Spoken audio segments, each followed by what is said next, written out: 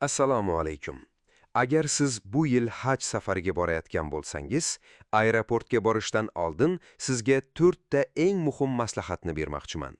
Birinchidan, chamadonga faqat eng zarur narsalarni soling va keraksiz narsalarni qoldiring.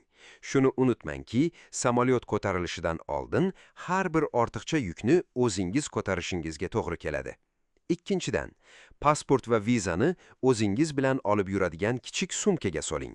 Ularni hech qachon katta chamadon ichiga solib qo'ymang.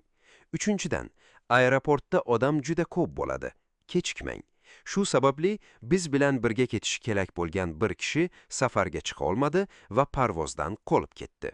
To'rtinchidan, taqiqlangan buyumlar. Samolyotga hech qanday taqiqlangan narsa olmang va chamadonga oziq-ovqat mahsulotlarini solmang. Dorilaringizning retseptini doimo o'zingiz bilan olib yuring. Alloh ibodatlaringizni qabul qilsin.